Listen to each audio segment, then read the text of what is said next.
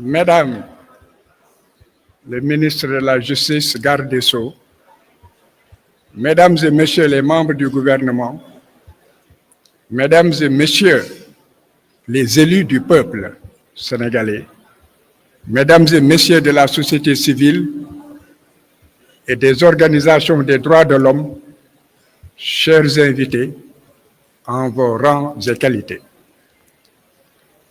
Au nom de la Défense,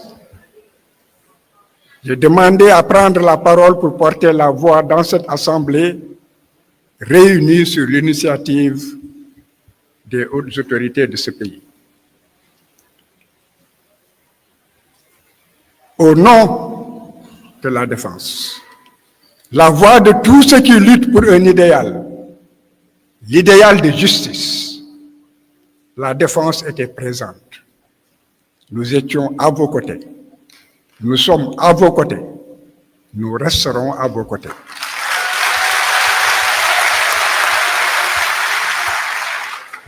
Cette Défense est témoin vivant de l'histoire. Et cette journée pour les martyrs est aussi une journée de rappel, de soutien, d'information, mais aussi de clarification du discours. Le Sénégal a vécu une période de violence et de mensonges d'État qui ne s'efface jamais dans la mémoire des hommes. Cette période est inscrite à l'encre indélébile sur les pages de l'histoire de l'humanité. Souvenez-vous et ne l'oubliez jamais. La violence d'État s'est abattue sur le peuple combattant à main nue. Ce peuple a vu ses enfants braver les tortures, braver la prison et la mort pour répondre à l'appel d'un homme dressé contre la corruption, la concussion, l'enrichissement illicite pervers, l'insolence du pouvoir inféodé au lobby et à l'impérialisme. Ce peuple mérite respect et considération. Le Sénégal et tous les opprimés de la paix, de la terre, en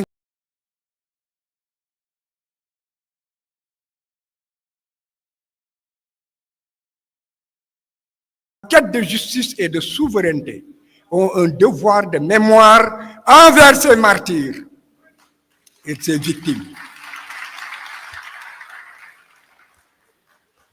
Leur mort ne sera pas vaine.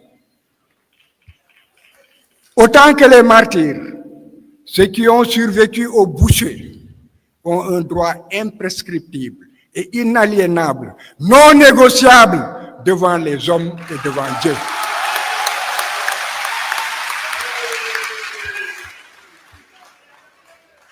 C'est le droit à la traque des auteurs, la traque des complices, la traque des commanditaires de cette tuerie en masse, de ces victimes de blessures, de brûlures vives, d'arrestations arbitraires, de détentions injustes, de viols, de traitements inhumains et dégradants, de barricades injustes, de meurtres et d'assassinats systématiques exécutés dans le cadre d'une politique d'État. Je dis bien exécutés dans le cadre d'une politique d'État et à l'échelle de l'État. Nul ne devra être épargné dans cette croisade pour la vérité et la justice contre l'impunité. Et les jurys dirigeants de pays étrangers qui ont porté aide et assistance sous quelque forme que ce soit devront aussi répondre devant un tribunal spécial sénégalais.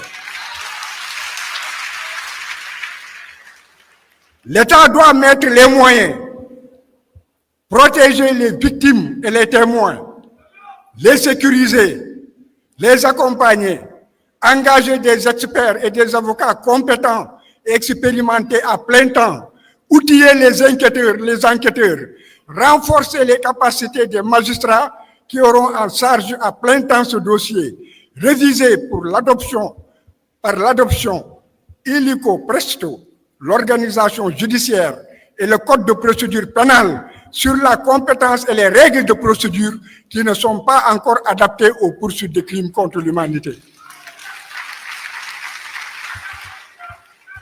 La coopération pleine, entière et sans réserve de l'État central est une condition sine qua non pour atteindre les objectifs et ne pas décevoir.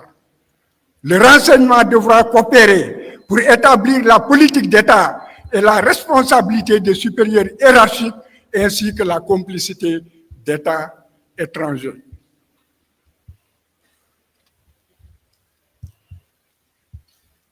Pour l'assistance, vous réclamez justice. Le peuple a soif de justice.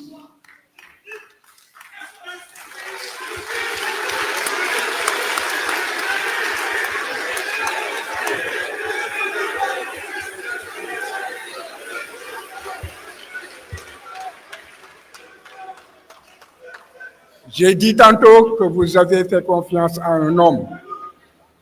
Cet homme est là. Faites-lui confiance. Justice se fera.